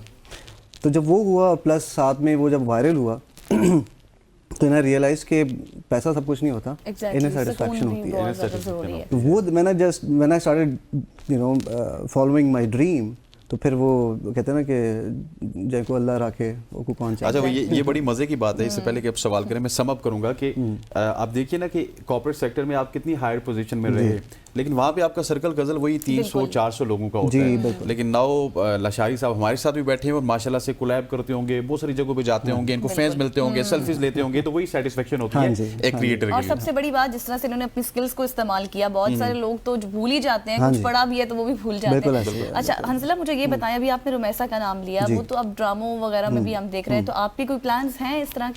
हाँ जी बिल्कुल हैं। देयर कुछ प्रोजेक्ट्स जो हैं वो ईद के बाद जो हैं वो ऑन एयर होना स्टार्ट हो जाएंगे। We are working on that दूसरे चैनल्स के साथ। अब देखें एमडी हम के साथ भी एक प्लान हो रहा है कि हम होगा, मेरा डेब्यू जो है वो ग्रीन चैनल के साथ होगा इंशाल्लाह। Looking forward to it and I hope कि ऑडियंस को भी वो चीज़ पसंद आए, बिकॉज मैंने काम तो कॉमेडी से स्टार्ट किया था, वायरल मैं कॉमेडी से हुआ था, but there was a sudden switch, क्योंकि मेरा लाइफस्टाइल और मेरा जो एक पर्सनालिटी है, मैं हालांकि कपड़े बहुत सिंपल से पहनता हूँ बट वो लोगों को क्लिक कर जाता है, प्यारे लगते हैं आपको। ये उसने नज़र है जो लोगों को नज़र आया और उन्होंने कहा कि नहीं, lot of people have actually started saying, comments आते हैं आपको बहुत सारे, तो they started saying why are you not on a bigger screen? आपको तो ड्रामाज में होना, मूवीज में होना चाहिए। एग्जैक्टली पहला सवाल भी तो यही आता है सबके ज़हनों में कि आप इतने टैलेंटेड हैं, तो फिर आपको लेकिन यहाँ पे एक सवाल पैदा होता है गजल हंसला, जब आप जाएंगे ना उस फील्ड में जो ड्रामा की फील्ड है, तो वहाँ पे मैंने अक्सर देखा, मैं खुद डिजिटल से आया हूँ, लेकिन जब मैं यहाँ पे आके बैठ गया हूँ ना, तो यहाँ पे इतनी ज्यादा रिस्पॉन्सिबिलिटीज होती है कि आपको अपना डिजिटल छोड़ना पड़ता है। मैं ये कहता हूँ कि बड़े इवेंट्स में तो आप कर सकते हैं, वैसे छोड़ना पड़ता है, तो ये भी आगे जाके आपको फेस करना पड़ेगा। देखिए अल्टीमेटली आपको आना तो स्क्रीन पे ही है, लेकिन डिजिटल एक रास्ता होता है। आज भी डिजिटल एक रास्ता है, बहुत सारे लोग आए टीवी पे, वो डिजिटल को फिर भूल गए। हाँ, ये एक चीज, एक फैक्टर है और ये बड़ा एक कॉमन फैक्टर हो गया है कि जब आपको आप जब एक बड़े प्लेटफॉर्म पे स्विच करते हैं तो आपको पिछली चीजें छोड़नी पड़ जाती हैं। I have a different approach, to be very honest. अब वो डिफरेंट अप्रोच ऐसे है कि मैं एक बड़े प्लेटफॉर्म पे, अगर आपका बात करें कॉर्पोरेट के हिसाब से, और working as a head of department is a huge responsibility, जिसमें आपको बाकी सारी चीज़ें छोड़नी पड़ जाती हैं। अगर मैंने उस टाइम पे अपने हॉबीज़ को नहीं छोड़ा और मैं अपने साथ साथ एक्टिंग स्किल्स को करता रहा, मैं उस वक्त सोच सकता था कि यार मैं बैठा हुआ, मेरे जूनियर्स देखेंगे वीडियो तो वो क्या सोचेंगे, थोड़ा सा मायूब लगेगा। I did not care about it. इसी तरह जब अगर मुझे कोई बिगर स्क्रीन मिल भी जाती है तो मैं अपनी, जैसे कहते हैं, रूट्स को या ग्राउंड रियलिटी को नहीं भूलूंगा कि मैंने यहाँ पे एक चीज डिफरेंट है ना हंसला, कि आप जब ड्रामा करेंगे किसी भी बड़ी स्क्रीन पे, बेसिकली तो वही आपका पैशन था, वो आपका प्रोफेशन भी बन गया, सेटिस्फेक्शन तो आपको वहां से भी मिल जाएगी। ये सारी चीजें तो आप सेटिस्फेक्शन के लिए कर रहे थे। बिल्कुल ऐसा ही है, बट कहते हैं ना कि with great power comes a great responsibility. My audience is my responsibility. Okay. The audience that has pushed me to the bigger screen, I owe them my appearance as well. तो मैं bigger screen पे जाने के बाद उनको नहीं भूल सकता। Very good. तो they are there for me और उन्होंने मुझे पुश किया है वहाँ जाने के लिए जहाँ पे मैं वहाँ पहुँच जाऊँगा इंशाल्लाह एक वक्त पे, तो मैं उनको नहीं भूलूँगा। मैं बिल्कुल अपने जो रोल्स हैं या जो अपने कैरेक्टर्स हैं या जो भी अपने प्रोजेक्ट्स हैं उनको मैं करूँगा ज़रूर, लेकिन जब मैं घर वापस आऊँगा तो आई विल मेक श्योर कि I will take at least 1 hour for them. Content बनाने में आपको बेशक कितना आप टाइम थके लगता हों है? लेकिन आपने मैंने करना ना जरूर मैंने है। अब करना क्या है पता है, मैंने अंजला को फॉलो करना है अभी यहाँ से उठने के बाद ही, क्योंकि बाद वैसे आप हम इनका अपना कंटेंट फॉर यू पे देखते थे Exactly. और उसके बाद अगर इन्होंने ड्रामा में आने के बाद डिजिटल कंटेंट ना अपलोड किया मैं इनको रोज डीएम हाँ, करूंगा। हाँ बिल्कुल। भाई अंजला की एक डिमांड है और जैसे उन्होंने कहा कि सबसे बड़ी बात ये है कि उनकी रिस्पॉन्सिबिलिटी उनकी ऑडियंस है। बिल्कुल। अंजला मुझे ये बताएं कि वैसे तो अभी आपने कॉर्पोरेट वर्ल्ड की बात की है, बहुत कुछ सीखा आपने वहाँ से, लेकिन हमने जिस तरह फॉर यू पर आपकी देखते हैं एक्टिविटीज हैं डांस की और डिफरेंट एक्टिविटीज, तो ये कैसे आपने सीखी, क्या कुछ यहाँ से सफर में आप कैसा ये आप इधर आए? ये again it was very accidental. मैं कहते हैं ना फैमिली में एक बड़ा चुलबुला सा एक बच्चा होता है, तो शादियाँ ब्याह जो भी ख़ानदान में होती थी या दोस्तों में होती थी, सारे कहते थे यार हंजला को बुलाओ, उसको बड़ा अच्छा था। वो एक इनबिल्ट टैलेंट था कि अल्लाह ताला ने बॉडी में लचक बड़ी डाली हुई थी। अब तो खैर थोड़ी सी उम्र हो गई है तो वो लचक नहीं रही, लेकिन जवानी में when I was in my mid 20s और अर्ली 20s तो बहुत लचक थी। तो डांस वगैरह तो वो शुरू से, और फिर पैशन भी था, शौक भी था डांस करने का, तो वो जैसा भी डांस होता था हम करते थे। अच्छा। तो वो शुरू से था। वही बात है कि जो मैं जैसे आपको बता रहा हूँ कि मैं कॉर्पोरेट में एक बड़े सीनियर लेवल पर था, तो उस वक्त भी जहन में ये बात आती थी कि यार मायूब लगेगा अगर उन्होंने मुझे डांस करते हुए देखा, बट आई वो चीज़ ने मुझे रोका नहीं। तो वो पैशन जो होता है ना आपका, अगर आप उसको रिलीजियसली अगर अपने पैशन को फॉलो करते हैं तो लोगों की नज़र में वो ऑटोमेटिकली एक अच्छी चीज़ बन जाती है। तो डांस हम अभी भी करते हैं। अच्छा, फिर ये चीज़ जो सवाल आपने किया है कि वो जब आपको ये कैसे शौक चढ़ा, तो मैं उस वक्त मैं देखता था जो इंडिया के एक्टर्स हैं, जो बड़े सीनियर एक्टर शाहरुख खान हैं, ऋतिक रोशन है, they are like double my age, और अगर अभी तक उन्होंने अपना ये ऑरा रखा हुआ है and he is one of the finest dancers, why not? और वो ये कर सकते तो हम क्यों नहीं कर सकते? ये एक बहुत बड़ी बात है। अच्छा, सोशल मीडिया पे जब भी काम करते हैं, मैंने भी किया, तो आपको सारी आवाम पसंद नहीं कर रही होती, बहुत सारे लोग ट्रोल करना स्टार्ट कर देते हैं, अजीब व गरीब से तबसरे भी करना स्टार्ट कर देते हैं। आपको भी ये फेस करने को मिलता है? और जब अगर मिलता है तो आपका रिस्पॉन्स क्या होता है? कैसे उसको फिर आप? अच्छा, मज़े की मैं आपको बात बताऊँ। दिस इज़ अल्हम्दुलिल्लाह touch word, I am one of those influencers from Pakistan who has zero haters. Wow, zero that's haters. amazing. और ये चीज़ मैंने खुद भी, लोगों ने भी मुझे बताई, और मैं अपने कमेंट्स को बड़ा रिलीजियसली फॉलो करता हूँ देखने के लिए कि यार कोई तो ऐसा होगा जो मुझे ट्रोल कर रहा होगा, कोई तो ऐसा होगा जो कहेगा कि यार ये कौन है। हाँ, 0.01% कोई आ जाए, इक्का दुक्का आ जाए, वो कहते हैं ना कि बबलू अपने कमरे में बैठ के क्या कर रहा है, क्या फ़र्क पड़ता है, उससे कोई फ़र्क नहीं पड़ता। बट अल्हम्दुलिल्लाह अभी तक मैंने कोई ऐसा नहीं देखा जिसने मुझे इतना ट्रोल किया हो कि वो उसने मुझे कोई साइकोलॉजिकली मुझे इफेक्ट डाला हो। People love my work, people love my appearance, they love my expressions, they love my acting, and Allah का शुक्र है कि आपको इसी तरह से प्यार मोहब्बत मिलती है। अच्छा, मुझे अंसला ये बताएं, टिकटॉक पर कैसा एक्सपीरियंस रहा आपका स्टार्ट में जब आपने टिकटॉक पर वायरल हुए? तो शुरू में टिकटॉक में, अच्छा हमारी आवाम जो है ना, अच्छा टिकटॉक पे ये है कि पाकिस्तानी आवाम ज़्यादा है। एग्जैक्टली। और हमारी आवाम जो है ना वो बहुत मज़े की आवाम है, और इनको ना इनमें बड़ा एक कहते हैं नेचुरल टैलेंट है रोस्ट करने का। तो उन्होंने शुरू में मुझे बड़ा रोस्ट किया, क्योंकि मेरी जो दाढ़ी है, अगर आप देख सकते हैं कि ये नेचुरली वाइट है, तो वो जब मैं, अब मेरी अपीयरेंस ऐसी थी कि मैं सफ़ेद दाढ़ी है, तो अक्सर लोग, अब वो पता नहीं फॉर सम रीज़न वहाँ पे जो बच्चे वगैरह हैं वो चाचा कहना शुरू दादाजी कहना शुरू कर देंगे, दादाजी लचक आ जाएगी। तो शुरू में उन्होंने ट्रोल किया, but I actually enjoyed it. मुझे भी बड़ा मज़ा आता था, क्योंकि वो जब जिस तरह से वो चीज़ें लिख के वो भेजते हैं, तो वो उसमें होता था, मैं खुद पढ़ता था, मुझे हंसी आ जाती थी कि यार क्या चीज़ है। वो करने के लिए भी आपको एक बड़ा एक टैलेंट है, वो एक लाइन लिखने के लिए कि अगला बंदा कहे कि यार या गुस्सा आ जाए या हंस पड़े, तो वो भी एक टैलेंट है। तो आई ऑलवेज अप्रिशिएटेड। देखिए, constructive criticism is always there and मुझे अगर कोई बताएगा कि मैं कहीं पर लैग कर रहा हूँ, तो वो उस क्रिटिसिज्म के थ्रू ही मुझे पता चलेगा। शायद ये क्रिटिसिज्म भी अच्छी चीज़ है, आपको पता चलता है और आप इससे सीखते हैं। मेरे ख्याल से बिल्कुल सीखते हैं। और अगर ये क्रिटिसिज्म को आप सीरियस लेना स्टार्ट कर देंगे ना, तो आप कंटेंट नहीं बना सकते, क्योंकि मैंने भी देखा है कि जब क्रिटिसिज्म आपको होता है ना, आप कमेंट देखिए, अगर आपको लगे कि ये सही है तो उसको आप खुद ही ठीक कर लीजिए, उसको दिमाग में ना एग्जैक्टली। ये मैंने बैठा हुआ है। Hansla, thank you so much for joining us, it's pleasure talking with you. Hansla हमारे साथ मौजूद थे और आज बहुत अच्छा लगा इनसे गपशप करके, और तमाम तर पहलू हमने कवर किए हादसा का सफ़र कैसे स्टार्ट हुआ, सोशल मीडिया के हवाले से हमने बात की और फिर हमने आपको ये भी खबर दे दी कि ये अब आप इनको ड्रामों में भी देख सकते हैं। ख़वातीन औज़ात यहाँ पे वक्त हो जाता है, एक शॉर्ट सी कमर्शियल ब्रेक का ब्रेक लेते हैं, वापस आते हैं। स्टे विद अस।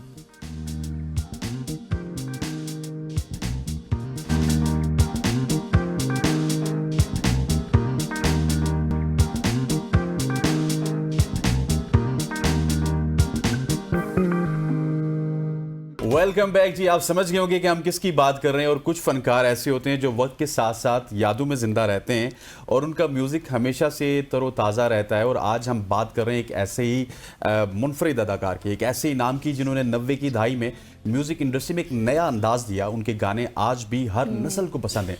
हम बात कर रहे हैं, जिस तरह आपने गाना सुना है, हारून की। Exactly, he is multi talented और आफ्टर अ लॉन्ग टाइम आज हमारे साथ मौजूद है in studio. Haroon, it's very wonderful to see you here. सबसे पहले तो ये बताएंगे, छाजा, महबूबा, मेहंदी, दिल से पाकिस्तान, क्या क्या आपने गाने गाए आज तक याद है? आज तक मूवीज में हम देख लेकिन रहे इनसे हैं। पहले ये पूछे, छोड़ के चले कहाँ गए थे? आप गए कहाँ थे? बस क्यों हुई अपने? मैं I got bored, you know, music कर करके। आई सेड इनफ म्यूजिक, खत्म करें, नहीं मजाक कर रहा हूँ। ये था कि एनिमेशन में मैं आ गया था। आपने सुना होगा बुर्का एवेंजर के बारे में। तो उस वक्त मैंने एक एनिमेशन स्टूडियो सेटअप किया था एंड वी लॉन्च बुर्का एवेंजर। और उस वक्त आई थॉट कि यू नो 1-2 साल एनिमेशन करूंगा, फिर दोबारा म्यूजिक। लेकिन बुर्का एवेंजर एक्सप्लोडेड, पूरी दुनिया में सक्सेस था, राइट? और ये ऐसे था कि मल्टीपल लैंग्वेज में ये डब हुआ था, was in dubbed in Arabic, English, Indonesia में बहुत हिट हुआ था, इंडिया में भी चला, अफगानिस्तान में भी चला। So फिर कहते हैं give us more Burqa Avenger episodes. So that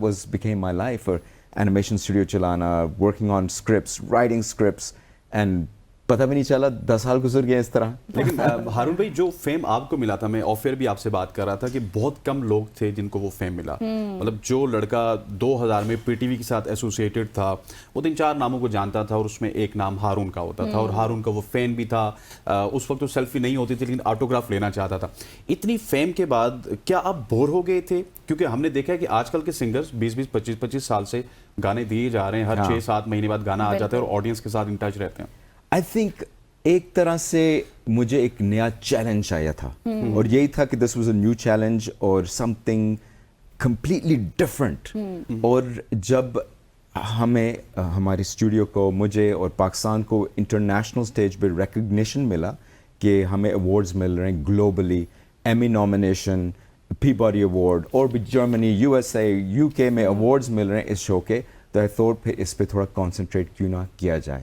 और अब नेक्स्ट फेज ये है कि हम एक फिल्म की तरफ जा रहे हैं, बुर्का एवेंजर फीचर फिल्म, और हम कुछ हॉलीवुड प्रोड्यूसर्स के साथ कुछ कर रहे हैं। तो इंशाल्लाह कुछ बिग लेवल पे करेंगे, कुछ बिग लेवल पर होगा। और जैसे आपकी पहले इतने फेमस चीजें थी, सारे गाने थे, तो वो इंशाल्लाह ये भी होगा। इंशाल्लाह यही प्लान है। हारून, मुझे ये बताएं कि पहले दौर में हमने देखा कि जितने भी हमने गाने सुने या फिर बड़ों से सुना, वो ये होता था कि आपके साथ बहुत सारे ब्रांड्स होते थे और हमने देखा भी। बट इस दौर में अब आपने मार्केटिंग भी खुद करनी है, चलाना भी खुद है। वो दौर अच्छा था या ये दौर अच्छा है? आई थिंक वो दौर इजी था एक तरह से। अच्छा, अगर if you got in, because उस वक्त चलो गाना बना लिया, म्यूजिक कर लिया, टेलीविजन चैनल को दे दिया, हिट हो गया ओवरनाइट।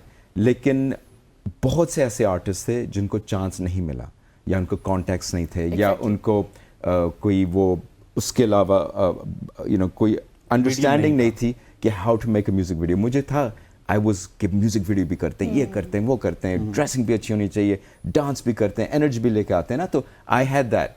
लेकिन नॉट एवरी, कुछ ऐसे लोग थे तो they were amazing singers, amazing song writers, लेकिन उनको वो एक विजन नहीं था उनके पास कि आगे कैसे चलें। आजकल के ज़माने में all you need is this, right? And इसमें आपको आप वीडियो भी बना लें, सॉन्ग्स भी रिकॉर्ड हो जाते हैं इस आसान से। टिकटॉक पे अननोन लोग सुपर हिट हो रहे हैं। तो एक तरह से this is the better time for artists. If you want to be a singer, we are in the best time. लेकिन हारून, ये बताइएगा कि क्वालिटी कंप्रोमाइज फिर हो गई ना? उस वक्त हारून का एक गाना आता था तो उसको कंपेयर किया जाता था कि जुनैद जमशेद का कैसा है, हारून का कैसा है, फलां का कैसा है, शहजाद रॉय का कैसा है। एक तरह से एक हेल्थी कंपटीशन था, बिकॉज ये होता था कि जैसे आवाज के दौरान we used to release a song and then Sajjad Ali एक कैसेट पर हम चेक करते यार वो चलो नेक्स्ट टाइम हम और आगे बढ़ के compete बनाते करेंगे। हैं. That was like a great good healthy competition. And फिर दूसरी बात जब आवाज broke up, फाखर अलग हो गए, मैं अलग, so हमारे दरमियान में भी एक कंपटीशन था. Exactly. I would throw a song, फिर Fakhar would throw a song, लोग कहते नहीं हारून is my favorite, नहीं Fakhar is my favorite. Exactly. ये भी चलता था. And it was a good thing because इसी तरह से we kept selling millions of albums, millions of CDs बिके. Like हारून की आवाज, Exactly. जो मेरा एल्बम आया था उस जमाने में, it was a super hit, और फाखर के भी गाने super hit हुए. Competition is good. अच्छा, अभी जो आपका मैं सॉन्ग सुन रहा था ना, आपने शायद इनको उस जमाने में नहीं देखा, ये एनर्जी उसी तरह की है, ये बस उसी देखा तो तरह मैंने की है. है, हाँ, मतलब और कि हाँ, हमने अच्छा, ज्यादा देखा शायद ना, Exactly, हमने ज्यादा हाँ. देखा, ठीक है. ये एनर्जी उसी तरह की है, और जब आप ने फाकिर का नाम लिया, उसके साथ भी आप होते थे, तो एनर्जी आपकी ज्यादा बिकती थी. इसकी क्या वजह थी? I think अभी भी है वो. I think young age में मैं स्पोर्ट्स बहुत करता था, नंबर 1. नंबर 2 मैं ब्लैक बेल्ट हूँ टाइक्वांडो में. आई डोंट, लोगों को ये ज़्यादा नहीं पता. तो उसमें रोज़ाना आफ्टर स्कूल मैं जाता था. I had a teacher Jalal Haider Khan, यहीं होते हैं इस्लामाबाद में.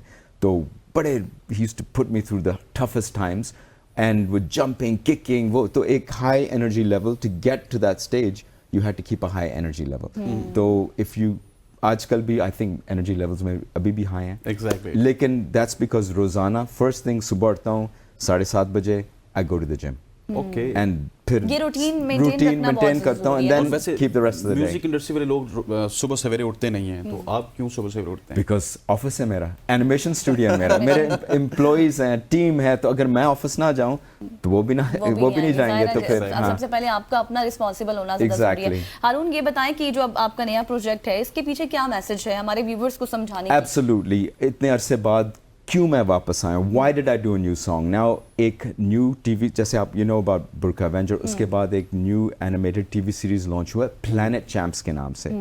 Teenagers fighting villains that pollute the environment. तो ये एनवायरनमेंट के ऊपर है, एंटरटेनिंग भी है, एनवायरमेंटल मैसेजेस भी हैं.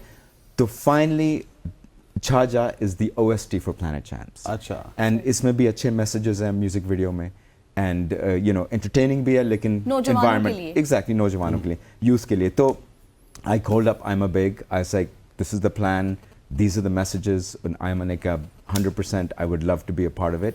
सो हमने मिलके ये क्रेजी म्यूजिक वीडियो किया, and you can watch or it on. इसमें भी मैसेज है, इसमें भी मैसेज मतलब है. ये भी वो आप क्या कह सकते हैं कि कॉर्पोरेट सोशल रिस्पांसिबिलिटी के तहत किया गया हारून साहब. 100%. इसी से this is the, you know, that's what I got excited कि क्यों ना एक मैसेज बेस्ड गाना करूं, सॉन्ग करूं, म्यूजिक वीडियो करूं, अच्छे मैसेजेस फॉर पाकिस्तान. और ये हमेशा था. अगर आप मेरे पुराने सॉन्ग्स भी सुने, मिस्टर फ्रॉडिया शायद आपने सुना नहीं होगा, Fraudiya. It's before your time, लेकिन वो भी एक एंटी करप्शन मैसेज था, या दिल से मैंने देखा पाकिस्तान आज वहाँ पॉजिटिव मैसेजेस. सो हमेशा मेरा ये गोल था कि for the Pakistani youth have positive messages. चले जी, हारून भाई कह रहे हैं कि पॉजिटिव मैसेज देने के लिए सब कुछ कर रहे हैं. और अब हम वापस ब्रेक से जब आएंगे तो इनसे पूछेंगे कि अब वो जो फ्रॉडिया या फिर 11 या फिर मेहा, इस तरह के सॉन्ग हारून साहब कब से रिलीज करेंगे, वापस से इस इंडस्ट्री में कब से आ रहे हैं. यहाँ पे वक्त हो जाता है एक शॉर्ट सी कमर्शियल ब्रेक का. हारून हमारे साथ मौजूद है, आपने भी कहीं नहीं जाना, stay with us.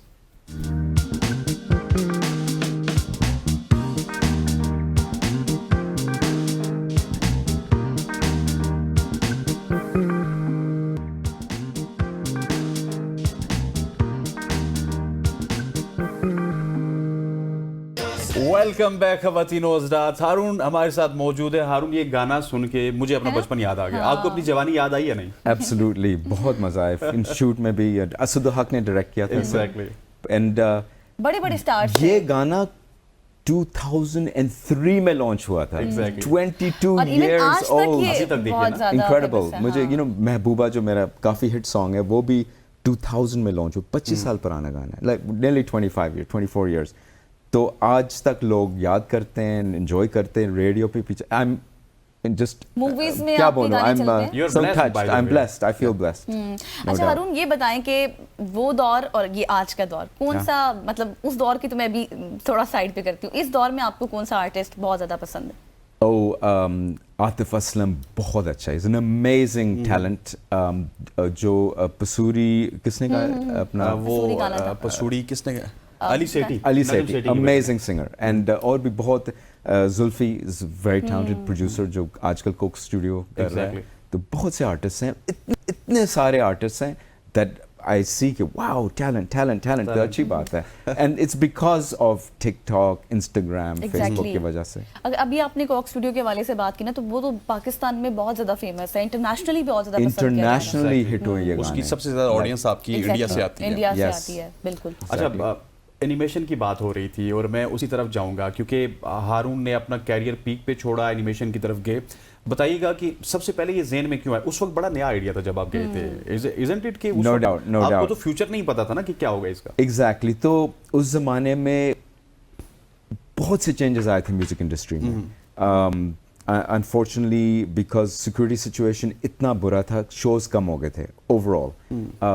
TV channels, YouTube नहीं था उस ज़माने में. There was no social media जैसे आज है. So there was no way to get out your music. तो I thought कि यार म्यूजिक सीन थोड़ा सा डाउन की तरफ चल रहा है. What would I like to do? तो मैं इन्वॉल्व था अपने म्यूजिक वीडियो के प्रोडक्शन में, अक्सर डायरेक्टर्स के साथ काम करना या खुद डायरेक्टिंग करना. तो आई थॉट नेक्स्ट मुझे एक फिल्म या टीवी सीरीज को डायरेक्ट करना चाहिए, प्रोड्यूस करना चाहिए. एंड आई थॉट ऐसे होना चाहिए that's not just something for entertainment, साथ कोई अच्छे मैसेजेस भी होने चाहिए. तो उस ज़माने में आई रेड अबाउट के गर्ल्स स्कूल्स, ये जो ट्राइबल एरियाज में एक्सट्रीमिज्म से लोग बंद कर रहे थे. तो I thought girls need more education. वहाँ से आई थॉट कि a school teacher standing up to these people, and that's the idea of Burka Avenger. वो एक स्कूल टीचर है. She puts on a burqa ninja disguise और she fights back with books and pens. तो वहाँ से concept आया, and ये एक animation studio थोड़ा set up करके कुछ basic the first pilot बनाए, and everyone loved it, and my life changed. एक My तरह life से changed. जो म्यूजिक से वहाँ चला गया मैं. जो सिर्फ हारून को बुर्का वेंचर की वजह से जानते हैं ना, वो देख लीजिए, ये सिर्फ बुर्का वेंचर वाले हारून नहीं है, ये मिस्टर फ्रॉडिया वाले हारून भी हैं। Exactly. अच्छा हारून, ये बताएं कि जब इंसान स्क्रीन से थोड़ा सा दूर होता है ना, हाँ. बहुत ज़्यादा लेजी हो जाता है या फिर उसकी फिजिक थोड़ी सी हो जाती है. अभी आपकी पुरानी इस वक्त क्लिप्स चल रहे हैं, उसमें भी और अभी में कोई बदलाव नहीं आया? Well, यही है कि सुबह उठ के gym, first thing, I wake up, I go to the gym, and बहुत important है, and I think health is everything. Health is wealth. जैसे Exactly, कहते हैं. health is wealth. Yeah. बिल्कुल ऐसे ही। और अब आगे हमें बताइएगा कि जिस तरह आपने आयमा के साथ तो गाना गा दिया, लेकिन इन फ्यूचर उस तरह के गाने वापस गाना चाहते हैं या फिर हर 6 महीने बाद वापस कोई आ जाए? I think अब मुझे इतना अच्छा रिस्पॉन्स मिला है इस गाने का, और स्पेशली सोशल मीडिया पे लोग कह रहे हैं कहाँ गए थे, where were you, we miss you, come back, and I feel कि वाकई मुझे हर कुछ महीने बाद एक न्यू सॉन्ग देना चाहिए, बिकॉज सॉन्ग्स तो मैं लिखता रहता हूँ, कंपोज करता रहता हूँ एवरी वीक, बल्कि एक न्यू मेलोडी मैं बनाता हूँ. So why not share those songs with the world? हर वीक में एक न्यू Every week कुछ ना कुछ. I'll be driving, I'll start idea will come in my head, and I'll write a song, I'll write it down, phone पे record कर लिया notes में, and गाने पड़े में, like 1,000 songs over the years, just they're sitting there in my phone, ideas, melodies, lyrics, बस पड़े में. और ये क्वालिटी भी बहुत कम लोगों में होती है ना, जो राइटिंग भी खुद करें, कंपोज भी खुद कर लें और गा भी खुद लें. हाँ, it's something I think वो इंटरेस्ट होता है. like मुझे म्यूजिक इंजीनियरिंग की तरफ मैं गया था, recording mixing, when I launched हारून की आवाज़, my first album. तो उस ज़माने में ऐसे कोई हाई एंड स्टूडियोज नहीं थे पाकिस्तान में, तो I set up my own studio.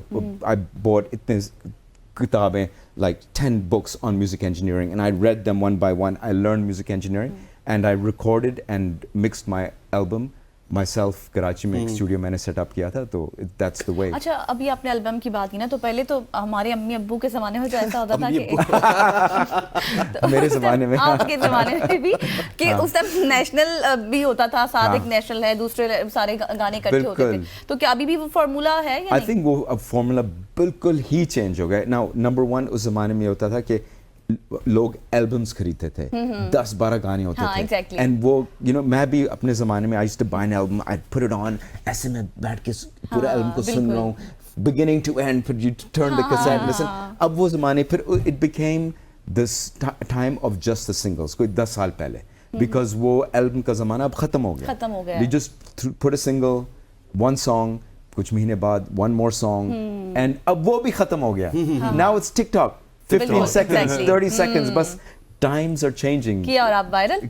You know, and वो music videos का ज़माना भी is gone now. एग्जैक्टली हाँ, it's just about TikTok.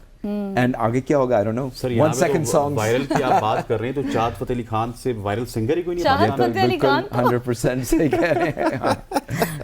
Sir वो गजल ने बात की थी कोक स्टूडियो की. Yeah.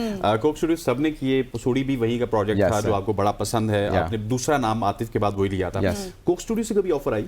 बिल्कुल ऑफर आई थी, लेकिन उस जमाने में आई थी फ्रॉम फैसल और बिलाल जब कर रहे थे फैसल प्रोड्यूस, एंड उन्होंने कहा था एक आवाज़ रियूनियन फ़ाखर के साथ मिलकर करें. मैंने कहा आवाज़ रियूनियन तो is a big thing, solo में आ जाऊंगा लेकिन नॉट विथ आवाज़, नॉट विथ फ़ाखर, मे बी बाद में कोई.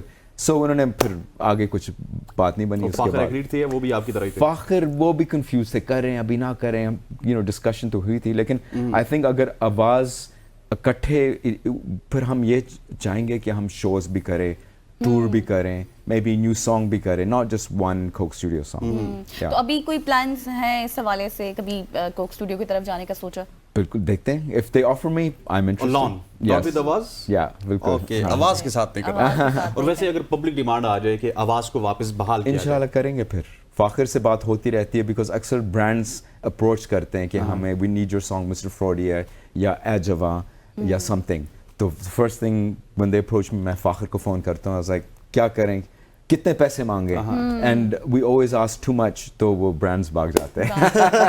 दायरा ब्रांड, आप खुद एक ब्रांड है तो फिर दूसरे ब्रांड जब आप और फाखिर एक साइड पे आएंगे, फाखिर भी हमारे साथ मौजूद थे पिछले महीने की बात है ना, तो वो फिर दो आवाजें मिल जाएंगी और फिर रेड No पे डबल doubt, होना चाहिए. no doubt, no लेकिन doubt. कोक स्टूडियो अगर आपको ऑफर करे कि आपने कौन सा महबूबा करना है या मिस्टर फ्रॉडिया को रिवेम करना है, कौन सा करेंगे? I think Mehbooba Nescafe basement ने तो कर लिया है, तो और भी गाने दिल से मैंने देखा, पाकिस्तान, जी के देखा, प्यारे, और भी मेरे पुराने हिट्स हैं. लेकिन रीयूनियन का भी बड़ा कॉन्सेप्ट है. रियूनियन हारून भाई. डेफिनेटली. आजकल तो हर गाना हर हुआ है। हर बंदा ये कह रहा है ओ हारून और फाखिर एक ही स्टेज पे होंगे, अब तो सुनेंगे हम जाके उनका मे कॉन्सेप्ट. बी देखें आगे, मे बी नेक्स्ट ईयर. मतलब कि फाखिर के जाने से भी कोई प्रॉब्लम नहीं और आपकी जाने की. हमारे दोनों तरफ से लेट्स सी, फ्रेंड्स तो हैं हम, इतना अरसा हमने इकट्ठा गुजारा, you know, from zero To we hero. Went to hero, Hero. Literally split दोनों, एंड देन स्प्लिट. और बहुत एंजॉय किया हमने. इस तरह था एक ज़माने में, शुरू में 10 लोग बैठे हैं ऑडियंस में, and we went from 10 people in the audience to 10,000 people, to 30,000 people, 40,000 people, पूरी दुनिया में shows. It was incredible. We were 22, 23, enjoying, क्या कह सकते हैं, it was amazing times. और फाखिर, अभी मैं जैसे आपसे ब्रेक में भी पूछ रही थी, You बहुत call me Fakhir? Sorry Fakhir कह रहे हैं। That's okay. अक्सर लोग फाखिर को हारून, मैच हो जाता yeah. है। मुझे ये बताएं कि बहुत से लोगों की ये भी डिमांड होगी कि आप ड्रामा में भी हमें नजर आए, तो कभी सोचा आपने? बहुत ऑफर्स आए हैं, ड्रामास, फिल्म, स्पेशली उस ज़माने में, लाइक 2000s में, लेकिन मुझे कब ज़्यादा इंटरेस्ट नहीं है. प्रोडक्शन में इंटरेस्ट है, डायरेक्शन में इंटरेस्ट है, राइटिंग, स्क्रिप्ट लिखना, दैट मे बी उस साइड पे, but not acting. Fakhir, thank you so much for Again, Fakhir. Arun, thank you so much for joining us. No, Thank my you so pleasure, my much for joining pleasure. us. Yeah, yeah. Pleasure talking Thank with you, you. जी. असल में फाखिर का जिक्र जब नहीं, नहीं, start नहीं, नहीं, हो नहीं. गया.